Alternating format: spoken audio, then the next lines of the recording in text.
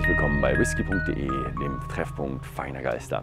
Und heute bin ich im County Wicklow in Irland und heute sind wir bei Powerscourt. Wer glaubt, dass das der gleichnamige Whisky dazu ist? Nein, das stimmt nicht. Der Whisky heißt Fercullen, den sie hier produzieren, eben um sich abzusetzen und keine, mit dem eher preiswerteren Whisky keine Überschneidung zu haben. Powerscourt kommt eben nicht von dem Namen des Whiskys, sondern Powers kommt sogar eher aus dem Französischen, damals Normannen, La Poire. Das waren französische, nicht Einwanderer, französische Angreifer, die hier wirklich eine Invasion gemacht haben und dann, als sie sich dann hier eingenistet haben, dann vom König das Anwesen zugewiesen bekommen haben und haben hier eben eine mittelalterliche Burg drauf gemacht. Und da kommt eben La Poire, ging dann Power und das war ihr Court, also Powerscourt. Und ja, das war 13. Jahrhundert, was dann sehr interessant ist. 1500 gibt es Schriftstücke über wilde Partys, die hier gefeiert wurden und mit sehr, sehr viel Konsum von Uschgebar extra aufgeschrieben. Kann gut sein, dass sie auch selber eine Still hatten, um da selbst den Stoff herzustellen für ihre wilden Partys. Und ja, man munkelt so, es hätte eine Distillerie gegeben, aber man hat kein offizielles Schriftstück, wo steht, hey, wir haben hier Whisky destilliert. Von daher kann man es nicht genau sagen, aber sie haben auch ihre Verbindung zu sehr, sehr altem Whisky-Tradition. Später ging es dann 1600, irgendwo ging es dann an Richard Wingfield, der dann der erste Viscount hier wurde und das Ganze dann übernommen hatte. Und 350 Jahre hat seine Familie im Grunde hier ausgehalten und das ganze Anwesen gemanagt und war super. Und er hat auch 1731 hier 47 Hektar Gärten angelegt. Und National Geographic hat diese Gärten als drittbesten Platz der schönsten formalen Gärten der Welt eingeordnet, nach Versailles und London. Also das ist schon eine Auszeichnung. Also da muss man schon sehr begeisterter Gärtner sein, um hier so einen schönen Garten anzulegen. Also es sind so ein bisschen italienischen Stil an Garten und sehr, sehr viele Hecken und sehr, sehr viel zugeschnitten. Also sind halt schöne formale Gärten mit schönen Statuen und alles. Also ist echt schön. Sie sind öffentlich zugänglich. 1960ern wurde von den Flaschen der Familie gekauft. 1974 ist abgebrannt und dann eben wieder restauriert worden von den Flaschen. 1993 wieder eröffnet worden und jetzt ist es eben der Öffentlichkeit zugänglich. Drittschönste Gärten der Welt, also das sollte man sich nicht entgehen lassen, wenn man mal in der Gegend ist. Es gibt aber auch hier Restaurants, es gibt noch Cafés und es gibt eben auch noch ein Hotel und eben auch noch die Distillerie, die wir gleich besuchen werden. Hinter mir ist dann noch besonders der Berg. Und das ist eben der Zuckerhut, weil er dann irgendwo, jetzt glaube ich, hat er keinen Schnee oben drauf, aber oben dann so leicht angezuckert wird. Ja, das schneit nicht so viel in Irland, aber ganz oben auf den Bergen, da wird es dann ein bisschen angezuckert. Also wenn es mal doch etwas kühler wird. Ja, das war so ein bisschen die Geschichte von dem ganzen Anwesen. Der erste Fercullen Whisky wurde 2018 gebrannt. Und jetzt gehen wir mal in die Brennerei und schauen uns an, wie das Ganze produziert wird. Das große Anwesen außerhalb der Gärten erlaubt der Powerscourt Brennerei natürlich auch ihre eigene Gerste zu verwenden.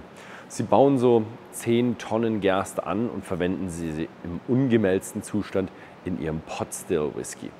Sie produzieren aber meist Single Malt Whisky, so 70% Single Malt und 30% haben sie sich ein Pot-Still Rezept schon zurechtgebogen.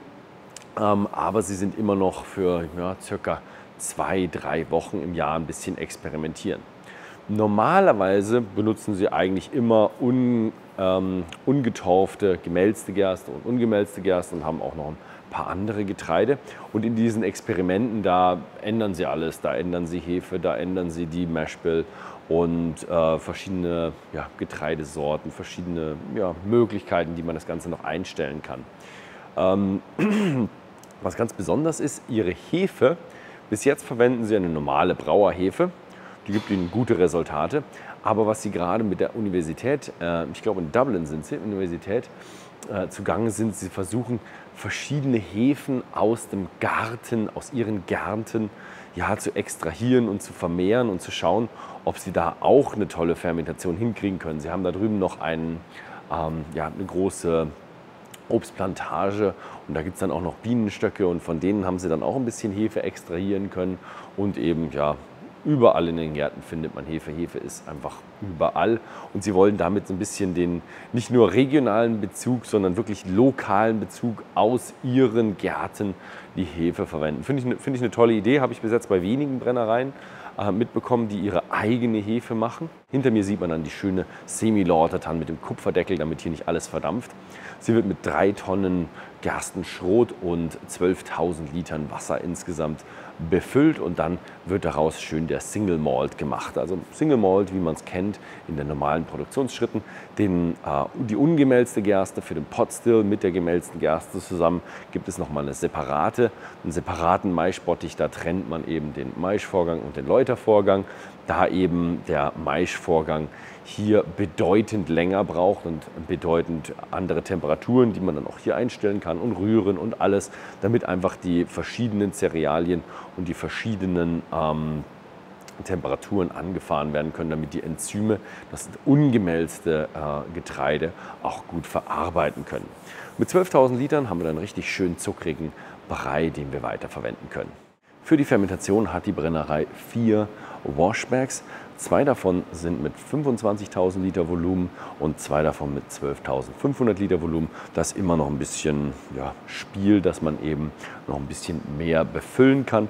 Wobei sie sich auch schon überlegt haben, ob sie nicht vielleicht noch ein bisschen erweitern, denn sie fermentieren 100 Stunden lang und das ist ein bisschen ihr Bottleneck. Also daran hängt es, wenn sie voll produzieren, dann hängt es daran, dass sie nicht genügend Fermentationskapazität haben, wo sie ihren Alkohol erstellen können.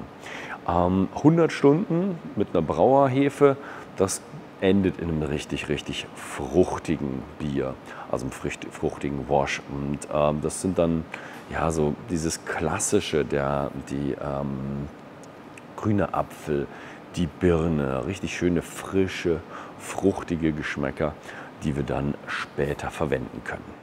Die Brennerei macht Dreifachdestillation, hat aber auch schon Experimente mit doppelter Destillation gemacht. Dreifachdestillation ist halt so schöner, dieser typische irische Stil, den Iren nachsagt mit der Dreifachdestillation. Und bei der doppelten Destillation haben sie aber auch gesagt, es ist so toll, wenn man so ein bisschen mehr Öligkeit drin hat, was man durch verschiedene Sachen, die man hier einstellen kann, sehr gut herausfordern kann. Und in einem Pot Still Whisky kommt so eine schöne Öligkeit gerne durch. Also sie überlegen sich in Zukunft, ob sie nicht auch vielleicht hin und wieder mal irgendwo ein bisschen Double Distillation machen. Sie haben noch Möglichkeiten, noch eine Pot Still reinzumachen. Also sie könnten zum Beispiel die Produktionskapazität verdoppeln und auf doppelte Destillation statt dreifache Destillation umsteigen. Aber zurzeit wird ihr Whisky dreifach destilliert und das in 12.000 Liter Volumen, also ein Washback oder ein halber von den großen Washbacks, 8.500 Liter Volumen, 5.500 und sie kommen so raus bei 1.200 bis 1.500 Litern New Make pro Batch.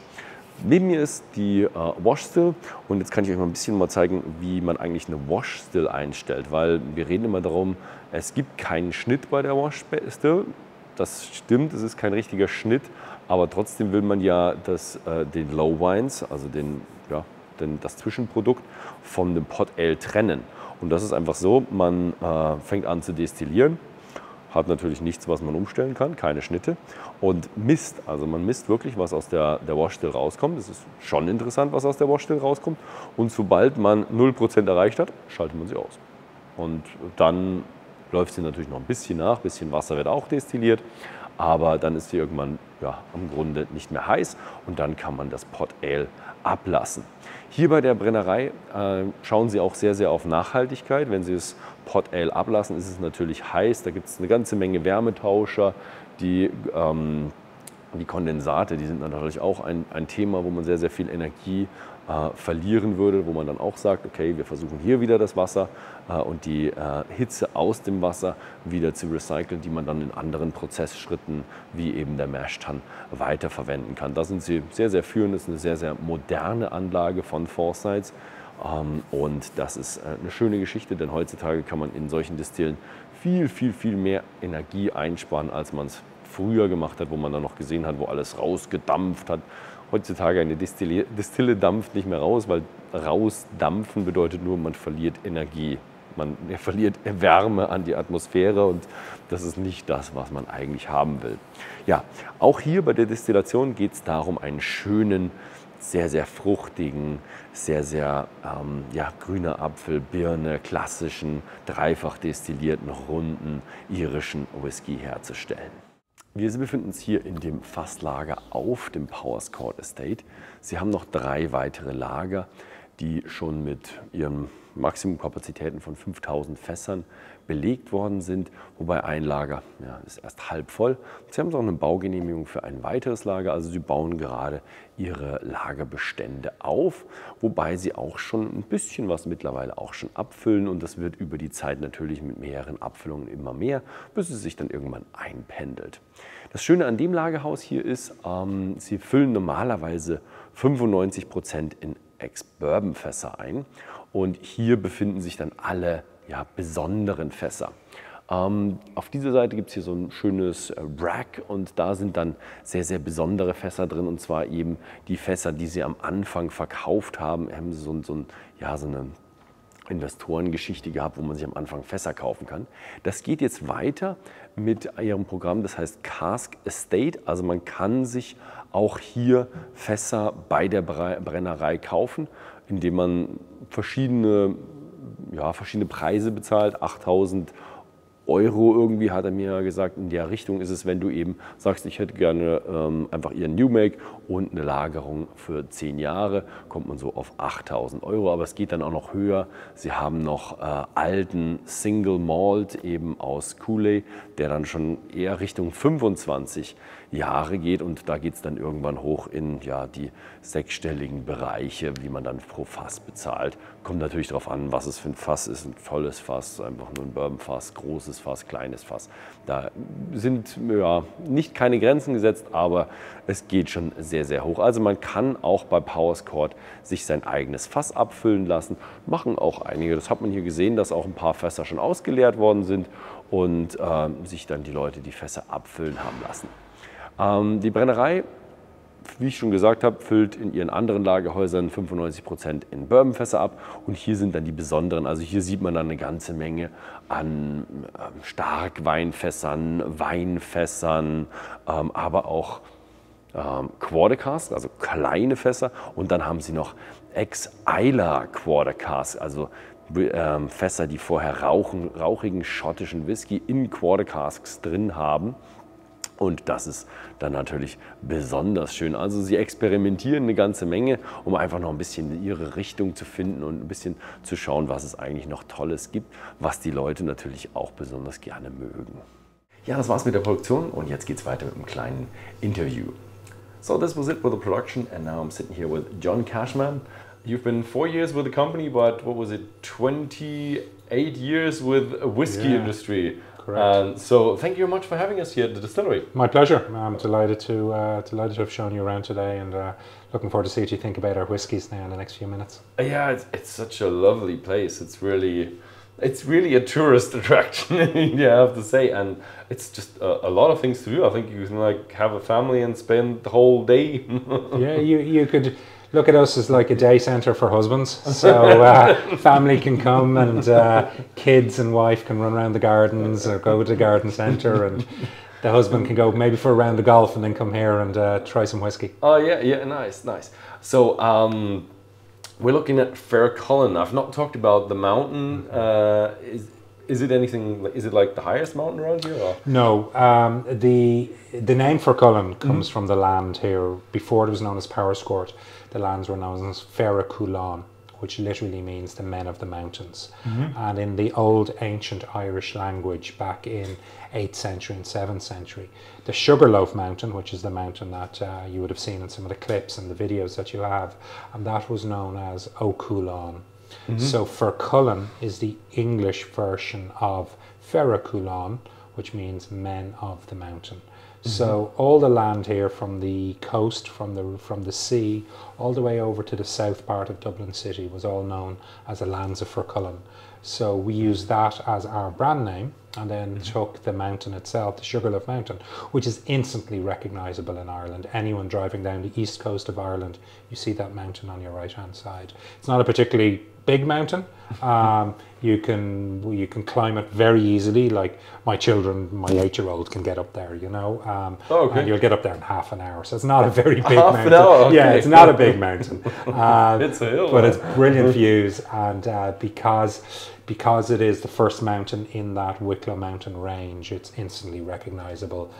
Very almost like the perfect shape for a mountain, you know. So that's why it's become, you know, the symbol, and we use it in all of our products. But also a lot of other companies in County Wicklow, where we are, will also use that. It's kind of like the symbol of County Wicklow. Oh, okay, nice.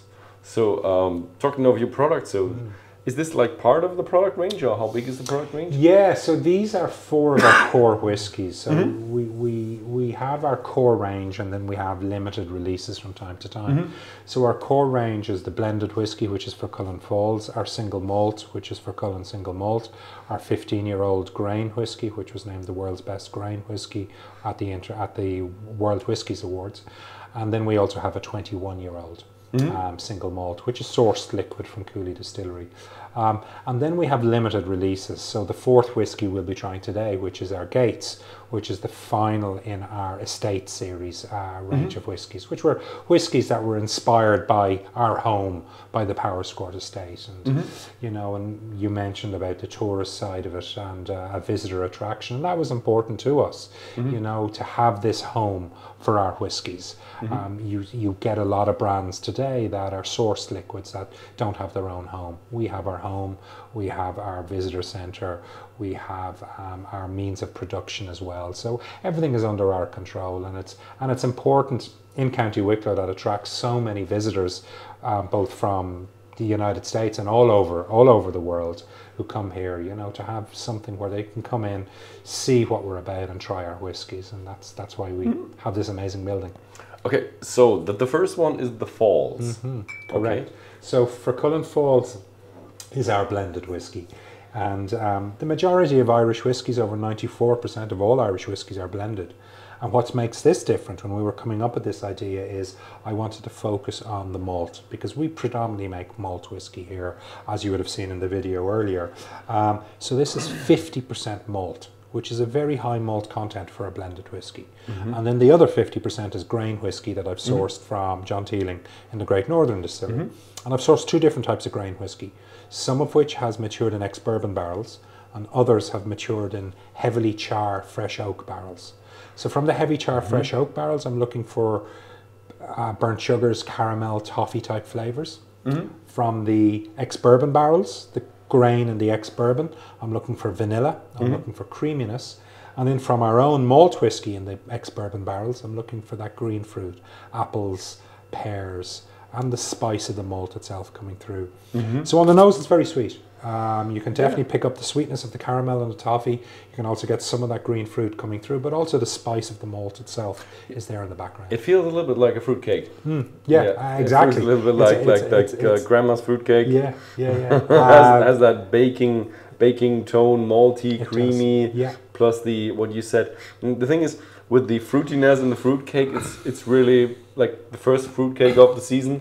That first taste. But it was made to be a really versatile whiskey. I didn't want to alienate traditional whiskey drinkers who drink whiskey straight, but I was also very conscious of the fact that the majority of people today, young people drinking Irish whiskey around the world, are drinking it in long drinks with a mixer or in a cocktail. So that's why we decided to bottle it at 43%. So a little bit higher than your standard 40, so it would stand up in a cocktail. But also, as I said, for someone drinking it straight like you are, you could still really enjoy the flavours that are coming through on the whiskey without being too strong. Okay. first it starts off very easy, like the typical triple distilled Irish, and then a little bit hits you with a little bit more volume and what you said with the spiciness, and it's all around a bit of fruitiness going on with a good amount of sweetness. And it's a well-rounded, nice, easy whiskey. I think a beginner's whiskey is good for that. It's a nice texture as well. For me, when people are talking about whiskies, they always talk about, nose, taste, finish. But for me, the mouthfeel is just as important. And with that, even when you look at it, you can see the legs appearing, nice thick, nice unctuous, lots of oils and good mouthfeel with this whiskey. So I wanted something that would be really, really easy to drink. And something that you wouldn't be afraid to mix with whatever your favourite mixer it be, ginger ale or in a highball with good sparkling water. Yeah, I think this is a nice drink to relax, have it on the side, have it with your friends, show it a beginner. I think that is a good purpose whiskey. Brilliant. And the name, of course, Fercullen Falls, it's inspired by the waterfall here in Powerscourt, which is Ireland's highest waterfall. So that's why this label, and it's kind of looks like the water coming down in the waterfall. And also the label itself looks very different to our other traditional labels. And the reason for that was because this was the first using our own whiskey, so I wanted it to look different. There was no point just doing the same again. I didn't want to trick a consumer. If a consumer sees this and they go, Fercullen, I recognise the brand, but Falls and the label looks different. What's different about it? Well, it's different because it's using their own liquid. So this contains 50% all whiskey made in Powerscourt and the other 50% sourced. What I also like is with your bottles that you have your own bottle. You have the Powerscourt Distillery molded into the glass at the bottom here, and you also have the mountain. The mountain on the front. Molded in there. And we are actually going, and here's an exclusive for you, we're going a step further. So we're changing our bottles. We're reducing the amount of glass in the bottle, reducing that by 30%. But we're keeping the mountain. We're keeping Powerscourt here, and the punt of the bottle, so the part that goes in at the bottom, that's going to be in the shape of the Sugarloaf Mountain. So that's so when you put it in, it'll be like one of those snow globes, and you look in it, and you'll see the mountain in there as well. So that'll be coming down the line. That'll be available in Germany in 2026. So next year. Next year. You'll see that bottle coming through. That is really nice. I've had a little talk in the warehouse with you, so you can actually buy casks here. And can you tell me a little bit more? What do you need to bring, or what do you need to do to get a cask? So we have a program called the Cask Estate, and Cask Estate is the premium version of all of our whiskies. So anything in the future that we're releasing that's going to be 25 years and older will be under a sub-brand called Cask Estate. But Cask Estate is also an opportunity for an individual or a company or a bar to purchase their own individual cask of whiskey. And the casks that are available range from new make whiskey, made here on site, which could be award-winning single malt whiskey, or indeed our pot still whiskey, which we are yet to release. And within the pot still, there's different mash bills as well that you could choose. You could choose something with oats, you could choose something with rye, you could choose something with chocolate malt or amber malt, or all these different styles of experimental mash bills. So that's one option, so new make whiskey. And then we also have our sourced liquid that we purchased back in 2017 to allow us to launch whiskey at the very beginning. So the malt versions of that are now maturing, and they're all in their 20s, some of which will be turning 25 December of this year. And they're available to purchase as well. So essentially you have everything from an €8,000 barrel of new make whiskey with 10-year maturation, all the way up to a 25-year-old single malt, maybe finishing an Amarone cask, which is obviously the price is on application. You come to us and we'll get the price for you. But roughly you're looking at anything from €8,000 maybe up to €100,000. And that will give you your own barrel, your own cask, and some maturation time, and then we will help you with the bottling process, and we'll have preferred bottlers that we will use that will give good rates on bottling and help you with the labels, because it's very technical to get a label designed. All those types of things will be part of the program as well. So the room we're in right now, and all the bottles that you see behind us here lit up, are all actual samples from some of those barrels that are available to purchase. So somebody can come in here, look through the portfolio and say, yes, I want that 24-year-old Amarone finished single malt. We'll reach up on a shelf, we'll grab the bottle, we'll sample it and try it. So this is open to the public as well for people to come in here. They can come in and get this cask estate tasting for €400. Get to sample the different whiskies, a selection of 4 different cask samples, and then ultimately if they decide to purchase a barrel, that'll be taken off the price. So this is like the entry window to getting one of these casks. Exactly. You have the tasting, and then you look for the casks that you want. Okay, and then when you have your cask, we'll make a cask head that'll be on display, and it's in the distillery. You can come and visit it, get your picture with it, you know, all those types of things, and then obviously get samples of it. And if it's a prestige cask, straight away we will take a sample out of it to be put into a bottle, which is yours. It'll be the only sample ever taken out of that cask at that time. And then 2 years later you can bottle it and see how it's changed. Oh, very, very nice, very nice. I like it. So the next one is our single malt. Yes, so this is our Fercullen single malt, and this was the first whiskey made in County Wicklow legally in over 100 years. Important to say legally. This whiskey is 100% malted barley, all distilled here on site in Powerscourt and matured here on site. The water source is obviously our own water source, the aquifer underneath the distillery, which is pure mountain water running down from the mountains that surround us. So the label on this was to reflect Wicklow and reflect the Wicklow Mountains. And if you travel up over the mountains in Wicklow, these are the colours you're going to see: the greens, the moss, the lichen, the grey granite coming through on it. So all of this reflects our home in County Wicklow. So this is, as I said, distilled here on site, and as you saw in the video earlier, our fermentation process is quite long. And as a result, a lot of the flavours that are coming through are full of fruit, real fruity flavours. And this one can very much be described as apples. And think of apple pie. You know, you've got the pastry crust, you've got the baking elements coming through on it, but then you've got that sweet stewed apple. Think of strudel, think of apple strudel coming through. Some of the dried fruit elements in it as well.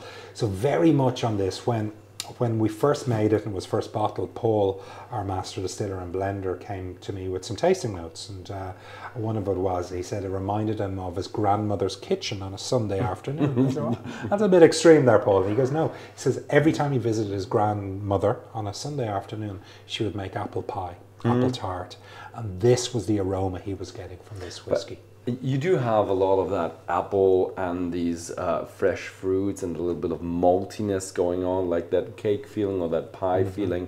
But then you also a little bit of a spicy, like a cinnamon note that works really well with apple. So I like that spicy note is just really like working well, like a little bit of, not cloves, they're too hard for that. Like I do have that little bit of a cinnamon note going on there. A little bit of not nutmeg, maybe a hint of ginger, but not as sharp as ginger. And I like it. And this whiskey is not the finished article yet. I mean, what we have in the glass here is probably 4 to 5 years of age. I'd imagine this will finish up somewhere between 4 to 6 years of age. So what we're bottling this year will contain some 6-year-old liquid. And then, okay, so it is a bit changing. Yeah, it is changing slightly. And then we'll stop. So I would foresee this whiskey to be a 4 to 6-year-old whiskey. I don't want to go above 6-year-old because then you're getting too close to double digit, whereby we will release a double digit version of this in the future. But despite it being a work in progress, this was named Ireland's best new whiskey at the Irish Whiskey Awards last year. And then the International Wine and Spirits competition gave this 98 points out of 100. It was the highest marks ever given to a new Irish whiskey. And for something that was 4 to 5 years of age, getting 98 points out of 100 is something we're very, very, very proud of. So. Ooh. It's more spicy and has more oomph to it than I was expecting. When you have it in the nose, you think about, this is going to be a triple distilled, nice, easy. But when you have it in your mouth, you do have a bit of spiciness, a little bit of the ginger note, there's a bit of a cinnamon note going through, a lot of fruitiness and a lot of maltiness going on as well. Yeah.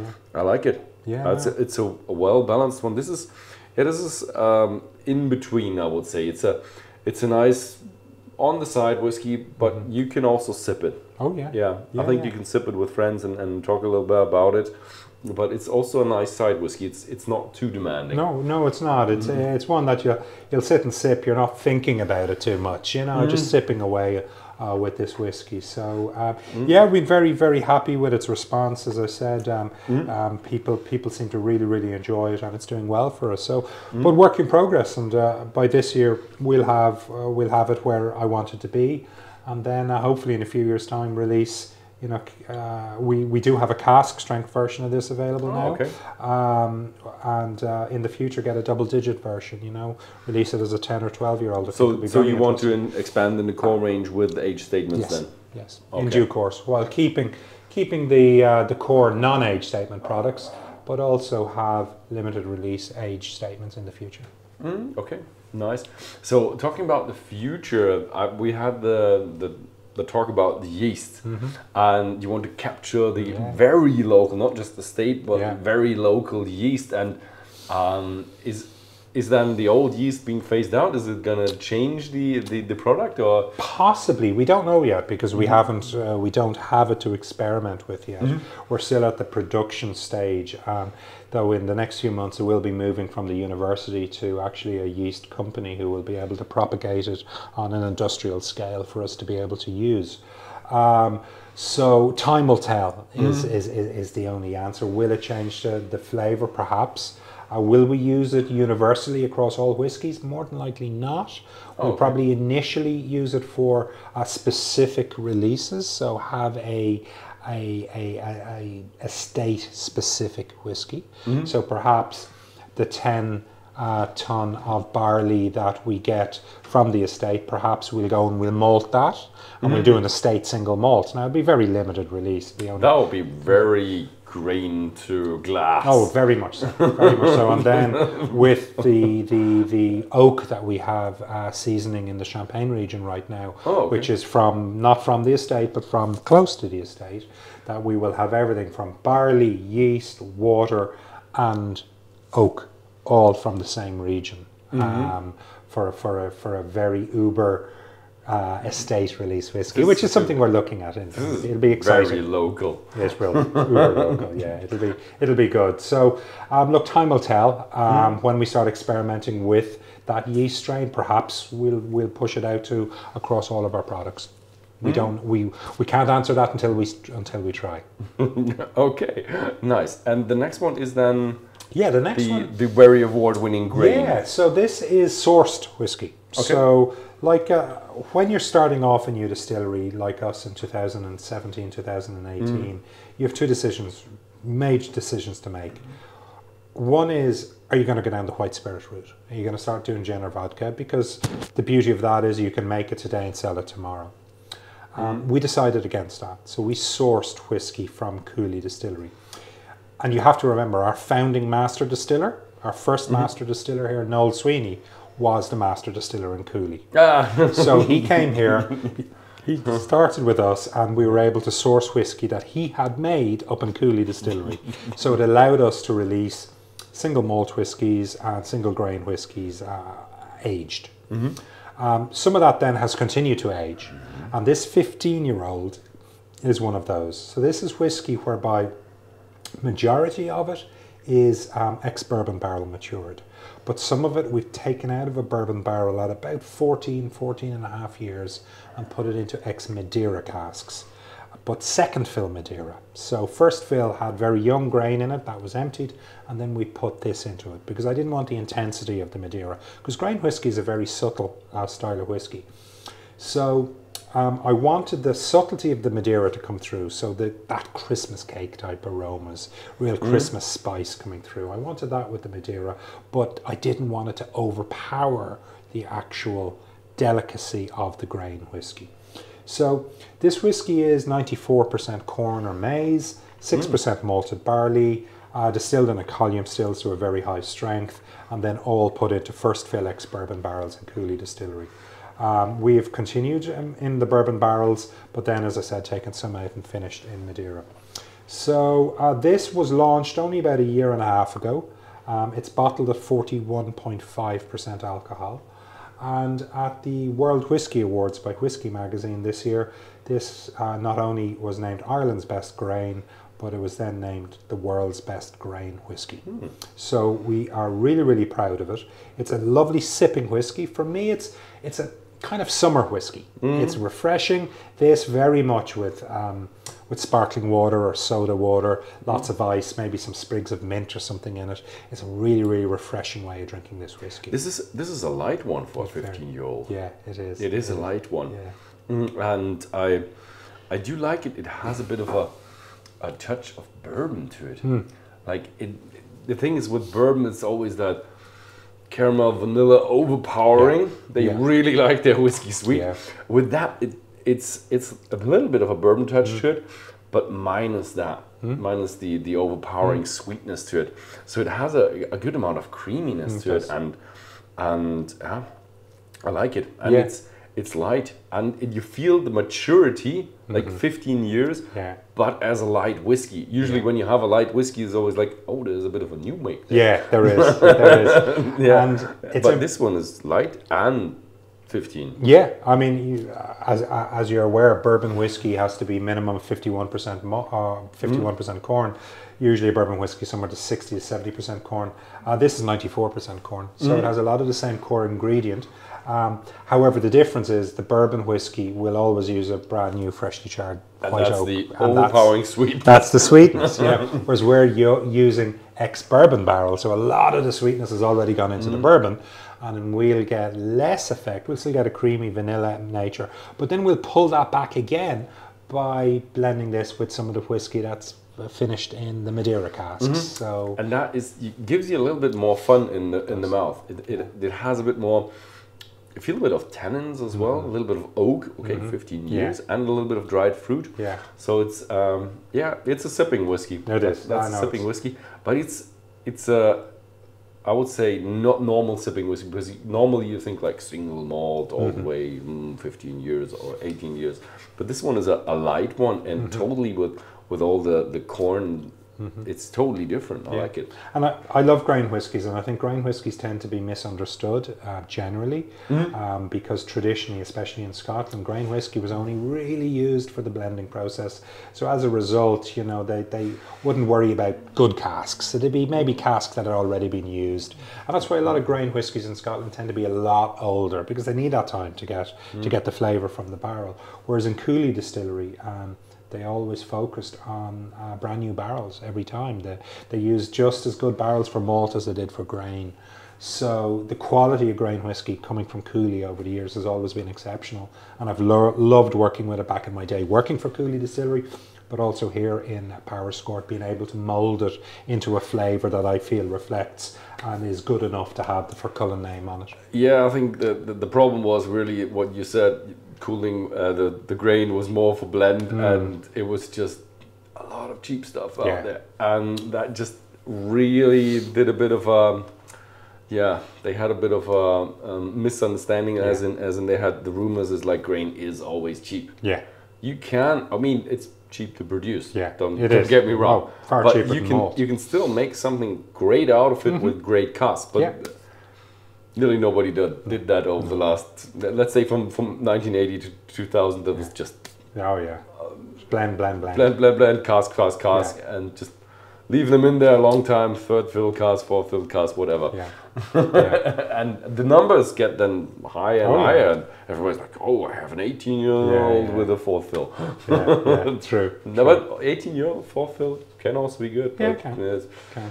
Yeah, anyway. But I was walking around here, and you have the waterfall, you have the estates, and the gardens, and the golf club, hotel, restaurants, and the distillery. So how is it really in summer? Is it like a little bit of the theme park? Yeah, it can be. I mean, the estate would attract about 250,000 visitors a year. They'd be unique visitors. But then you will also get a lot of people from Dublin who'll just come down here to walk around the grounds, come down with children on bicycles or things like that. So we'll pick up a lot of people, day trippers, coming into the distillery. But then the formal bus tours who will come in and go visit the gardens, and they might get a combined ticket. So visit the gardens, and then after the gardens come up to the distillery for a quick tour, just really a quick walk around. But it's great for us because they tend to be European visitors who know whiskey, like people from Germany or people from Scandinavia, from Sweden, some of the good whiskey drinking countries. So they come in and they'll generally pick up a few bottles, so it's good for us as well. But yeah, on a warm summer's day like this weekend coming, I'd say it'll be very busy here. And you saw the size of the car park. It's a big car park, and on a beautiful summer's day, that's full. That is full of cars. I mean, and people milling around. Day to day is really, really nice, but I think season hasn't started yet. It hasn't started. So I think we're really lucky. Yeah, today's the 1st of May, so season really kicks off from today onwards. Oh, okay, so you sell combined tickets? We do. Okay, you're not like you said with the split tickets where the husband goes to the distillery. That happens as well. That does happen as well. There's absolutely no doubt about that. Or our whiskies are so light. I mean, sometimes maybe the husband goes golfing and the wife comes here to the distillery. You know, so we don't differentiate. Coming into the whiskey world, but it's traditionally the husband, and the gardens is. I mean, they're beautiful. I do like them as well. So maybe everything's mixed. But combined tickets will be great. Yeah. But it's interesting you say things are very much changing, because I've seen it myself over the past few years. I did an Irish whiskey event in New York City about 2 years ago, and it was solely Irish whiskey. And it was the first time I had been to a whiskey tasting event or a whiskey show where the split was pretty much 50-50 male to female. So we're seeing that with the Irish category, that a lot more non-traditional whiskey drinkers are getting into Irish whiskey, which is great.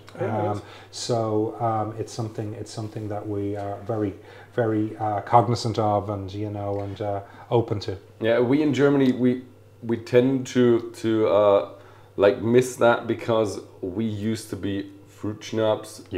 And corn and vodka and from Eastern Germany, and we just got into whiskey about let's say 20 years ago, like 15 years ago. Being a whiskey nerd in Germany was really something very extraordinary. Now whiskey is known just not for the triple J's. So what was it for? That's the 4 J's you can get in the supermarket. So, and the last one is now limited edition. This is not core range. No, not core range. So this is part of what we call the estate series. So the estate series were a series of whiskies that were really influenced by the estate. So the first one was when Noel was still here as our master distiller and blender. And the first one was called the Mill House, after the building here that the distillery is in. And the Mill House was a grain whiskey, so it was 100% grain whiskey. And Noel had it all finished in Amarone casks. And it sold very well. And then when I came in here and I was asked to come up with new whiskies for the distillery, the first one was, what's going to be number 2 in the estate series? So number 2 in the estate series, I chose a blend, and it was called the Italian Gardens, and that was a blend of malt finish in Amarone and grain whiskey, and it was a beautiful, really, really good quality blend. It ended up winning World's Best limited release whiskey at the at the World Whiskies Awards a few years ago. So then release number 3, because we had done started with a grain, the second was a blend, the third one I said let's do a malt, and let's use our own malt. So this is our own single malt whiskey, so we tasted with number 2. However, part of it has been finished with Amarone casks. It's not a finish, that's why I think I have here Amarone cask influence, because only a percentage of it is finished in Amarone casks. Some of it is ex-bourbon, some of it is Amarone casks. So I can't call it a finish because it's not fully finished in it. But what the Amarone does is, obviously the colour itself, there is a hint of red coming through on it. but it also adds a sort of beautiful summer fruits, red fruits, whereas the single malt is all green fruits. It's apples, it's pears, it's the pastry, it's the apple strudel. This one is summer fruits. There you can get the strawberries and black currants and raspberries and some of those coming through on it. Well, still some of the green fruit in the background. Lovely creaminess, nice tannic nature as well coming through on it. Do you know these like really, really, really red apples? Yes, yeah, like from a fairy tale. Yeah. With a bit more thicker skin and very flowery inside. Gotcha. Yeah, that one. There you go. There you go. And that's the Amarone. Yeah, that's the Amarone wine is a very, obviously it's a high strength, very unctuous, you almost need to chew it, that type of wine. Lots of summer fruits coming through on it. And that comes through on this whiskey. So this would be about a 4-year-old, mostly 4-year-old, no age statement on it. So relatively young, but the Amarone really just gives a different layer of intensity to this whiskey. Do you know these wine gummy bears? Yes, yeah. Gummy bear. I don't want to like insult you, but they're great. And it has the minus the like sugariness of the gummy bears. Yeah, that's a good tasting note. I'm gonna remember that one. Gummy bears. Yeah. But the wine gummy bears that I know I'm not quite sure if they have wine in it, but this wine flavor, bit of that red apple note in there. Although I have it more in the nose than in the taste, and it's 46. Yeah, that is 46. Yeah, it is more powerful than that. And I like it, and it is a bit fresh. You realize it's not like limited, very old, but it has that fresh note, fresh fruitiness with just a pick of orchard and winery. Yeah, and as I said, it is a limited release. We only made it the once, so whatever you have available in whiskies.de, that's all there is. You know, I think it is available currently. I'm not quite sure when this video will come out, so be quick. Check. Be quick if you want one. Yeah. Okay, so I think we're through. Brilliant. Thank you. So thank you very much for this overview, for the whiskey, for the tour, everything. Great. So it was a pleasure. Thank you very much. Yeah, that was lovely. And yeah, thank you very much for watching. And if you're interested in the Fercullen whiskey, have a look at whisky.com, whisky.de if you live in Netherlands, Belgium, Germany, Austria or Switzerland. And yeah, thank you very much for watching. Share this video and thank you and see you next time.